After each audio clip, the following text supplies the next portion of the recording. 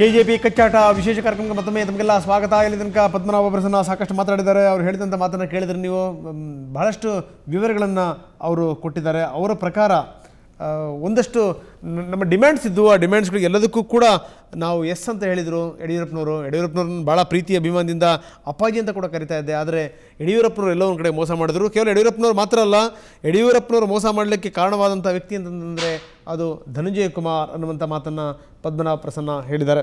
So ಸಾಕಷ್ಟು ವಿವರಗಳನ್ನು ಅವರು ಕೊಟ್ಟಿದ್ದಾರೆ.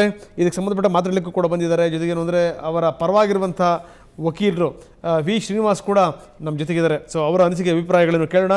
ಆದರೆ ಒಂದಷ್ಟು ವಿವರಗಳಿಲ್ಲಿ 112 ಸೀಟನ್ನು ನಾವು ಬಿಟ್ಕೊಡ್ಬೇಕು ಈ ಚುನಾವಣೆಯಲ್ಲಿ ಅನ್ನುವಂಥ ಒಂದು ಮೊದಲ ಮನವಿಯನ್ನು ಸಲ್ಲಿಸಿದರು. ಜೊತೆಗೆ ರಾಜ್ಯ ಪ್ರಧಾನ ಕಾರ್ಯದರ್ಶಿ ಹುದ್ದೆಯನ್ನು ಕೂಡ ಇವರಿಗೆ ಕೊಡಬೇಕು ಅಂತ. ಆದರೆ ರಾಜ್ಯ ಪ್ರಧಾನ ಕಾರ್ಯದರ್ಶಿ ಹುದ್ದೆಯನ್ನು ಕೊನೆಯ ತನಕ ಇವರಿಗೆ ಕೊಡಲೇ ಇಲ್ಲ ಅನ್ನುವಂಥದ್ದು.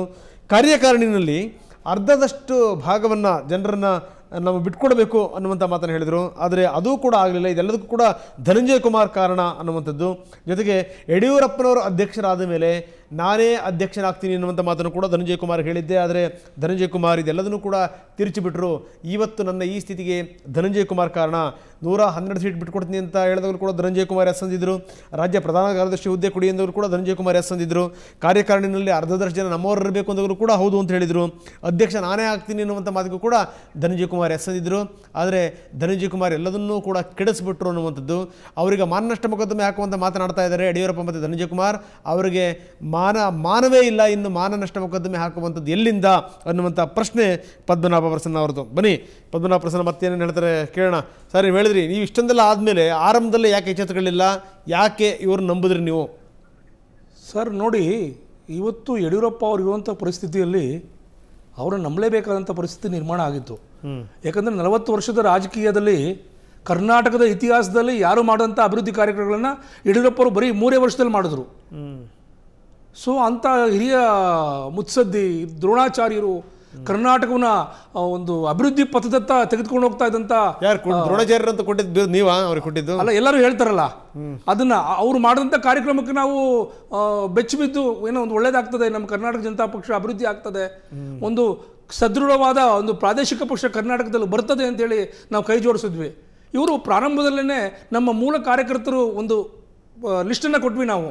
ಇವತ್ತು ಕರ್ನಾಟಕ ಜನತಾ ಪಕ್ಷದ ಯಡಿಯೂರಪ್ಪ ಅವರ ಬಣದಲ್ಲಿ ಏನಿದೆ ಅದರಲ್ಲಿ ಕರ್ನಾಟಕ ಜನತಾ ಪಕ್ಷದಿಂದ ಒಬ್ಬ ಹಳೆಯ ಕಾರ್ಯಕರ್ತನಿಲ್ಲ.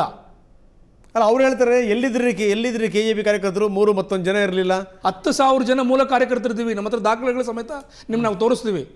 ಮುಖ್ಯವಾಗಿ ನಮ್ಮ 10,000 ಜನದಲ್ಲಿ 1,000 ಜನ ಅಲ್ಲ, 100 ಜನಕ್ಕೂ ಕೂಡ ಅವ್ರು ಆಸ್ಪತ್ರೆ ಕೊಡಲಿಲ್ಲ. ನಮ್ಮ ಜೊತೆಲಿ ಇದ್ದಂಥ ಪುರುಷೋತ್ತಮನ್ನು ಕೂಡ ಈಗ ನೆನ್ನೆ ಉಚ್ಚಾಟನೆ ಮಾಡಿದ್ದಾರೆ ಅವರು.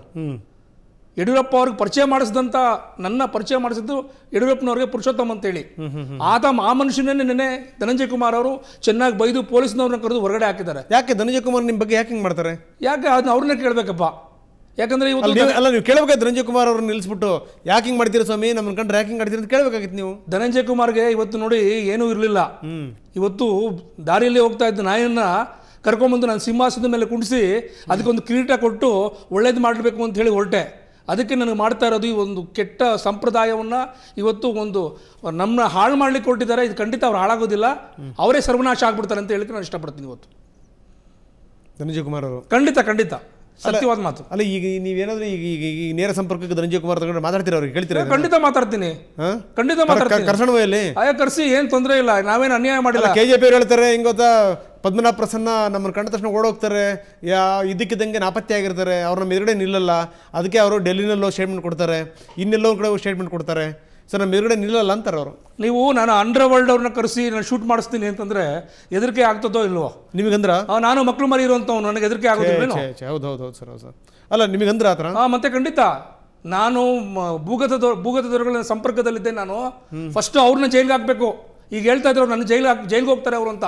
ಫಸ್ಟು ನಾನು ಕೇಂದ್ರ ಇವ್ರನ್ನ ಗೃಹ ಮಂತ್ರಿಗಳನ್ನ ಕೇಳ್ಕೊತೀನಿ, ಫಸ್ಟು ಧನಂಜಯ ಕುಮಾರ್ ಅವ್ರನ್ನ ಜೈಲ್ಗೆ ಹಾಕಬೇಕು. ಫಸ್ಟ್ ಅವ್ರನ್ನ ಒಳಗಡೆ ಖಂಡಿತ ಫಸ್ಟ್ ಅವ್ರನ್ನ ಒಳಗಡೆ ಕಳಿಸ್ಬೇಕು. ಭೂಗತಗಳ ಸಂಪರ್ಕ ಇರುವಂಥವ್ರು ಭಯೋತ್ಪಾದಕರು ಭಾರತ ದೇಶದಲ್ಲಿ. ಫಸ್ಟು ಅವ್ರನ್ನ ಒಳಗಡೆ ಹಾಕ್ಬೇಕು, ನನ್ನ ಒಳಗಡೆ ಹಾಕೋದಲ್ಲ ಅವರು.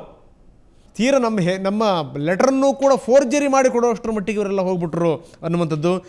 ಒಂದಷ್ಟು ಯಾವ್ಯಾವ ಷರತ್ತುಗಳಿದ್ದು ಅದನ್ನು ಕೂಡ ಅವರು ತುಂಬ ಚೆನ್ನಾಗಿ ಹೇಳಿದ್ದಾರೆ. 112 ಸೀಟನ್ನು ಬಿಟ್ಟುಕೊಡಬೇಕು ನಾಳೆ ಬರುವಂಥ ವಿಧಾನಸಭಾ ಚುನಾವಣೆಯಲ್ಲಿ ಅಂತ. ರಾಜ್ಯ ಪ್ರಧಾನ ಕಾರ್ಯದರ್ಶಿ ಹುದ್ದೆಯನ್ನು ಕೊಡಬೇಕು ಅಂತ, ಆದರೆ ಇವರು ಉಪಾಧ್ಯಕ್ಷ ಹುದ್ದೆ ಕೊಟ್ಟು ಕೈ ತೊಳ್ಕೊಂಡ್ಬಿಟ್ರು ಅಂತ, ಜೊತೆಗೆ ಏನು ಅಂದರೆ ಕಾರ್ಯಕಾರಿಣಿನಲ್ಲಿ ಅರ್ಧದಷ್ಟು ಜನರನ್ನು ಬಿಟ್ಕೊಡ್ಬೇಕು ಅಂತ, ಜೊತೆಗೆ ಅಧ್ಯಕ್ಷ ನಾನೇ ಆಗಬೇಕು ಅಂತ, ಇದೆಲ್ಲದಕ್ಕೂ ಕೂಡ ಧನಂಜಯ ಕುಮಾರ್ ಒಪ್ಪಿ ಈಗ ಧನಂಜಯ ಕುಮಾರ್ ಅಂಡರ್ವರ್ಲ್ಡ್ನವ್ರದ್ದು ಹೆಸರುಗಳನ್ನು ಹೇಳಿ ನಮಗೆ ಹೆದರಿಸ್ತಾರೆ, ನಾವೇನು ಮಾಡಬೇಕು ಅನ್ನುವಂಥ ಪ್ರಶ್ನೆ. ಅವರಿಗೆ ಕಿಂಚಿತ್ತೂ ಕೂಡ ಗೌರವ ಮರ್ಯಾದೆ ಅನ್ನುವಂಥದ್ದಿಲ್ಲ. ಎಲ್ಲೋ ಒಂದು ಕಡೆಗೆ ಏನು ಅಂತಂದರೆ ಯಾವುದೋ ಪ್ರಾಣಿಗಳನ್ನು ಕರ್ಕೊಂಬಂದು ಸಿಂಹಾಸನದಲ್ಲಿ ಕೂಡಿಸ್ದಾಗ ಏನಾಗುತ್ತೋ ಅದೇ ರೀತಿಯ ಕಥೆ ಆಗೋಗ್ಬಿಟ್ಟಿದೆ ನಮ್ಮದು ಅನ್ನುವಂಥ ಮಾತನ್ನು ಪದ್ಮನಾಭ ಪ್ರಸನ್ನ ಅಂತಾರೆ. ಇದೆಲ್ಲ ಕೇಳಿದ ಮೇಲೆ ಧನಂಜಯ ಕುಮಾರ್ ಕೂಡ ನಮ್ಮ ಸ್ಟುಡಿಯೋಕ್ಕೆ ಬಂದಿದ್ದಾರೆ. ಈಗ ಉತ್ತರ ಕೊಡಲಿಕ್ಕೆ ಪದ್ಮನಾಭ ಪ್ರಸನ್ನ ಅವರಿಗೆ. ಧನಂಜಯ್, ಕಾರ್ಯಕ್ರಮಕ್ಕೆ ತಮಗೆ ಸ್ವಾಗತ. ನಮಸ್ಕಾರ. ಸೊ ಎಲ್ಲದನ್ನು ಕೇಳಿದ್ರಿ, ಬಹುಶಃ ನೀವು ಇಷ್ಟು ಜಲ್ದಿ ಬರ್ತೀರಿ ಅಂತ ಎಕ್ಸ್ಪೆಕ್ಟ್ ಮಾಡಿರಲಿಲ್ಲ. ಸೊ ಆದರೂ ನಿಮ್ಮ ಕಾರ್ಯಕ್ರಮ ನೋಡಿ ಸಾರ್ವಜನಿಕರು ತಪ್ಪು ದಾರಿಗೆ ಹೋಗುವಂಥದ್ದು ಸಂದರ್ಭ ಇದೆ, ಅವರಿಗೆ ತಪ್ಪು ಮಾಹಿತಿ ಹೋಗ್ತಾ ಇದೆ. ಸರಿಯಾದಂಥ ಮಾಹಿತಿಯನ್ನು ತಿಳಿಸಬೇಕು ಅಂತ ಹೇಳಿ ಇದು ಸರಿಯಾದ ವೇದಿಕೆ ಅಂತ ಹೇಳಿ ತಿಳ್ಕೊಂಡು ನಾನು ತರಾತುರಿಯಲ್ಲಿ ಇಲ್ಲಿ ಬಂದಿದ್ದೇನೆ. ನನ್ನ ಹತ್ತಿರ ಸಂಬಂಧಪಟ್ಟಂಥ ಎಲ್ಲ ದಾಖಲೆಗಳಿವೆ. ರಂಗನಾಥ್, ನಾನು 24/9/2012 ಕರ್ನಾಟಕ ಜನತಾ ಪಕ್ಷದ ಸದಸ್ಯನಾಗಿ ಸೇರಿಕೊಂಡೆ.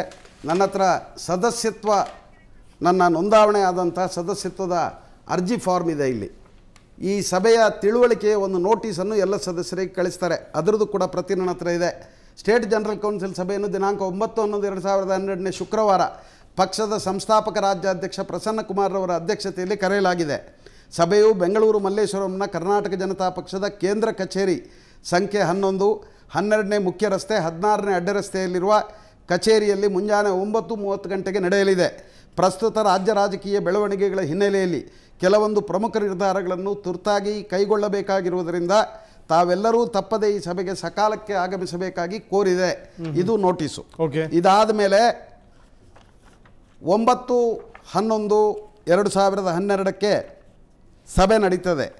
ಆ ಸಭೆಯ ಅಧ್ಯಕ್ಷತೆಯನ್ನು ಸನ್ಮಾನ್ಯ ಪ್ರಸನ್ನ ಕುಮಾರ್ ಅವರು ವಹಿಸಿರ್ತಾರೆ. ದಿನಾಂಕ 9/11/2012 ಕರ್ನಾಟಕ ಜನತಾ ಪಕ್ಷದ ಸ್ಟೇಟ್ ಜನರಲ್ ಕೌನ್ಸಿಲ್ ಸಭೆ, ಅದರಲ್ಲಿ ಉಪಸ್ಥಿತರಿದ್ದ ಸದಸ್ಯರು ಎಲ್ಲರ ಸಹಿ ಇದೆ. ರಂಗನಾಥ್, ಪ್ರಥಮ ಸಹಿ ಇರುವಂಥದ್ದೇ ಪ್ರಸನ್ನ ಕುಮಾರ್ ಅವರದು. ಈ ಸಭೆಯಲ್ಲಿ ಒಟ್ಟು ಆ ದಿವಸ ಹಾಜರಿದ್ದಂಥ ಸದಸ್ಯರ ಸಂಖ್ಯೆ 158 ಜನರ ಸಹಿ ಇದೆ. ಅದಾದ ಮೇಲೆ ಆ ಸಭೆಯಲ್ಲಿ ನಡೆದಂಥ ಎಲ್ಲ ಕಾರ್ಯಕಲಾಪಗಳನ್ನು ಕ್ರಮಬದ್ಧವಾಗಿ ರೆಕಾರ್ಡ್ ಮಾಡಿಕೊಳ್ಳಲಾಗಿದೆ. ಅದನ್ನು ಕನ್ನಡದಲ್ಲಿ ದಾಖಲು ಮಾಡಲಾಗಿದೆ. ಅಷ್ಟು ಮಾತ್ರ ಅಲ್ಲ, ಅದರ ವಿಡಿಯೋ ಚಿತ್ರೀಕರಣ ಕೂಡ ಮಾಡಲಾಗಿದೆ. ಆ ಸಭೆಯ ಪ್ರೊಸೀಡಿಂಗ್ಸ್ ಆದಮೇಲೆ ಆ ಪ್ರೊಸೀಡಿಂಗ್ಸ್ನ ಕೊನೆಯಲ್ಲಿ ನಾನು ಸಭೆಯಲ್ಲಿ ಅಧ್ಯಕ್ಷ ಅಂತ ಆಯ್ಕೆಯಾದ ಹಿನ್ನೆಲೆಯೊಳಗೆ ಅಧ್ಯಕ್ಷ ಅಂತ ನಾನು ಸಹಿ ಮಾಡಿದ್ದೇನೆ. ಸ್ಥಾಪಕ ಮತ್ತು ನಿಕಟಪೂರ್ವ ಅಧ್ಯಕ್ಷ ಅಂತೇಳಿ ಪ್ರಸನ್ನ ಕುಮಾರ್ ಅವರು ಸಹಿ ಮಾಡಿದ್ದಾರೆ.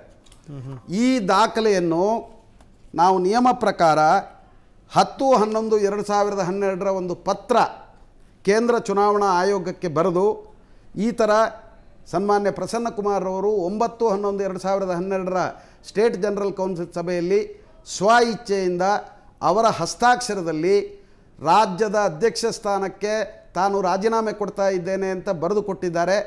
ಅಷ್ಟು ಮಾತ್ರ ಅಲ್ಲ, ಅವರ ರಾಜೀನಾಮೆ ಪತ್ರ ಅದರ ಪ್ರತಿಯನ್ನು ಕೂಡ ನಾವು ಇದರ ಜೊತೆಗೆ ಲಗತ್ತಿಸಿದ್ದೇವೆ. ಅದಾದ ಮೇಲೆ ಆ ಸಭೆಯಲ್ಲಿ ಸ್ವತಃ ಪ್ರಸನ್ನ ಕುಮಾರ್ ಅವರೇ ನಾನು ಅಧ್ಯಕ್ಷ ಆಗಬೇಕು ಅಂತ ಹೇಳಿಕೊಂಡು ಸೂಚನೆ ಮಾಡಿದರು. ಆ ಸೂಚನೆಯನ್ನು ಸಭೆಯಲ್ಲಿ ಉಪಸ್ಥಿತರಿದ್ದಂಥ ಎಲ್ಲ 158 ಮಂದಿ ಸರ್ವಾನುಮತಿಯಿಂದ ಒಪ್ಪಿಕೊಂಡರು. ಆ ಎಲ್ಲ ಸಂಗತಿಗಳನ್ನು ನಾವು ದಾಖಲು ಮಾಡಿದ್ದೇವೆ ಅಂತ ಹೇಳುವಂಥದ್ದನ್ನು ಚುನಾವಣಾ ಆಯೋಗಕ್ಕೆ ಪತ್ರದ ಮೂಲಕ ಕಳಿಸಿದ್ದೇವೆ. ಆ ಪತ್ರ ಅದಕ್ಕೆ ನಾನು ಸಹಿ ಮಾಡಿದ್ದೇನೆ ರಾಜ್ಯದ ಅಧ್ಯಕ್ಷ ಅಂಥೇಳಿ, ನಿಕಟಪೂರ್ವ ಅಧ್ಯಕ್ಷರು ಅಂತ ಪ್ರಸನ್ನ ಕುಮಾರ್ ಅವರು ಸಹಿ ಮಾಡಿದ್ದಾರೆ.